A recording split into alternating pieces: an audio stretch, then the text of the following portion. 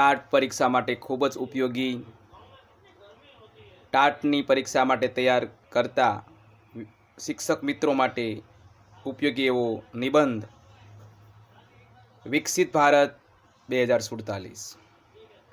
TAT HS Gujarati વર્ણનાત્મક વિભાગ નિબંધ લેખન. ટાટની પરીક્ષા માટે ખૂબ જ ઉપયોગી એવો નિબંધ, 20માંથી 20 ગુણ રોકડા આવી શકે તેવો નિબંધ, તેના વિશે આજે આપણે ચર્ચા કરીએ.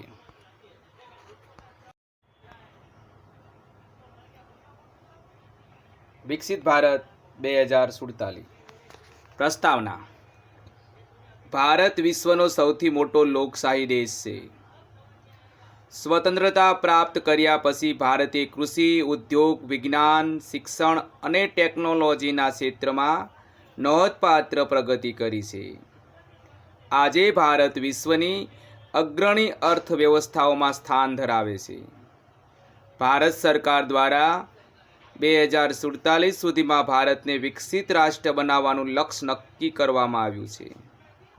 વિકસિત ભારત 2047 એ માત્ર એક યોજના નથી, પરંતુ દરેક ભારતીયનું સ્વપ્ન અને સંકલ્પ છે. વિકસિત ભારતનો અર્થ.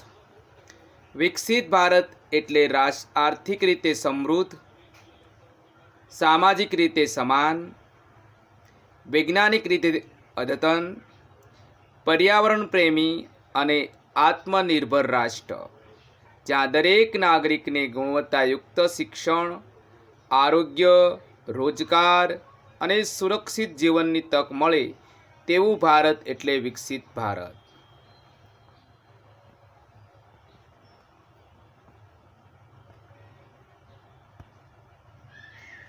વિકસિત શિક્ષણ અને કૌશલ્ય વિકાસ. 2047 સુધીમાં વિકસિત ભારત બનાવવા માટે શિક્ષણ અને કૌશલ્યનો વિકાસ કરવો ખૂબ જ જરૂરી છે. કોઈપણ દેશના વિકાસનો પાયો શિક્ષણ છે. વિકસિત ભારતના નિર્માણ માટે શિક્ષિત અને કુશળ યુવા શક્તિ જરૂરી છે. નવી શિક્ષણ નીતિ દ્વારા વિદ્યાર્થીઓમાં સર્જનાત્મકતા, સંશોધન અને કૌશલ્ય વિકાસને પ્રોત્સાહન આપવામાં આવી રહ્યું છે. ડિજિટલ શિક્ષણ અને વ્યવસાયિક તાલીમ દ્વારા યુવાનોને વૈશ્વિક સ્તરની તકો ઉપલબ્ધ બની રહી છે. આર્થિક વિકાસ. ભારતને વિકસિત દેશ બનાવવા માટે મજબૂત અર્થવ્યવસ્થા અનિવાર્ય છે. કૃષિ, ઉદ્યોગ અને સેવા ક્ષેત્રમાંનો સર્વાંગી વિકાસ થવો જોઈએ.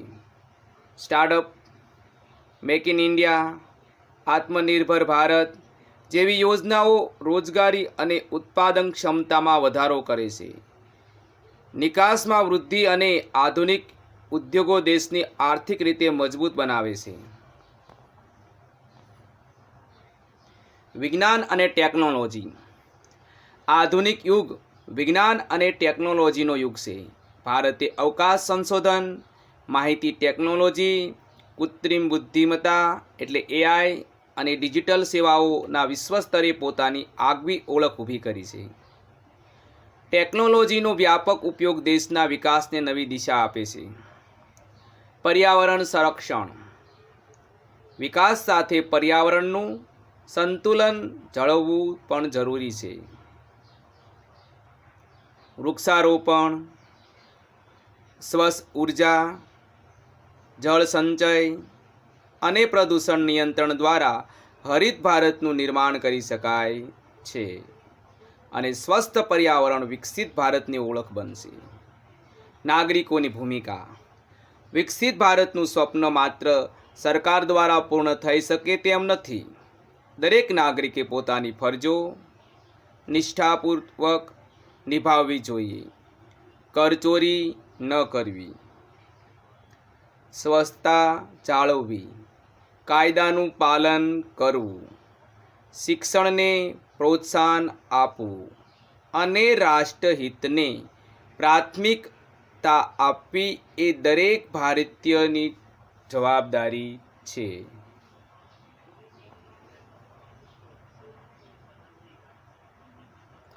પડકારો એટલે જ્યારે આપણે વિકસિત ભારતનું સપનું જોઈએ છીએ ત્યારે પડકારો પણ આવશે, એનો સામનો પણ કરો. કઈ કઈ વસ્તુનો સામનો કરવો પડશે? ગરીબી, સૌથી મોટો પ્રશ્ન ગરીબીનો છે. બેરોજગારી, એટલે રોજગાર આપવો. ભ્રષ્ટાચાર, સૌથી મોટો એમ તો કે ગરીબી અને બેરોજગારી એ તો એની કરતાં ઓછા છે, પણ ભ્રષ્ટાચાર એ સૌથી વધારે છે. અશિક્ષણ, શિક્ષણ છે એની માત્રા વધે છે, પણ હજી જોઈતું એટલું પૂરતું જ્ઞાન મળતું નથી.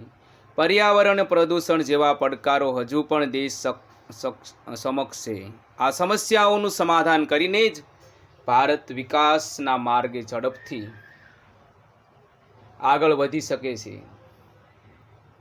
ઉપસંહાર: વિકસિત ભારત 2047 એ નવા ભારતનું ભવ્ય સપનું છે. શિક્ષણ, વિજ્ઞાન, ટેકનોલોજી, આત્મનિર્ભરતા અને રાષ્ટ્રીય એકતાના બળ પર ભારત વિશ્વના શ્રેષ્ઠ દેશોમાં સ્થાન મેળવી શકે છે. દરેક નાગરિકના સહયોગ, પરિશ્રમ અને સંકલ્પથી 2047 સુધીમાં ભારત એક સમૃદ્ધ, શક્તિશાળી, આધુનિક અને વિકસિત રાષ્ટ્ર તરીકે વિશ્વમાં ગૌરવપૂર્ણ સ્થાન પ્રાપ્ત કરી શકશે. મારું સપનું વિકસિત ભારત, સમૃદ્ધ ભારત અને આત્મનિર્ભર ભારત. આ રીતે આપ લખી શકો એમ છો. અહીં જોઈ શકાય છે પ્રસ્તાવના લખવાની. વિકસિત ભારતનો અર્થ: શિક્ષણ અને કૌશલ્યનો વિકાસ, આર્થિક વિકાસ, વિજ્ઞાન ટેકનોલોજી, પર્યાવરણ સંરક્ષણ, નાગરિકોની ભૂમિકા, પડકાર અને ઉપસંહાર. અને છેલ્લે મારું સપનું વિકસિત ભારત, સમૃદ્ધ ભારત, આત્મનિર્ભર ભારત. એ રીતે આપણે લખી અને સરસ મજાનો 20 ગુણનો નિબંધ તૈયાર કરી લઈએ તો 20માંથી 20 ગુણ પણ મળી શકે એમ છે. તો આ વિડીયો કેવો લાગ્યો જરૂર કોમેન્ટમાં જણાવજો. જય હિન્દ, જય ભારત, જય ગરવી ગરવી ગુજરાત.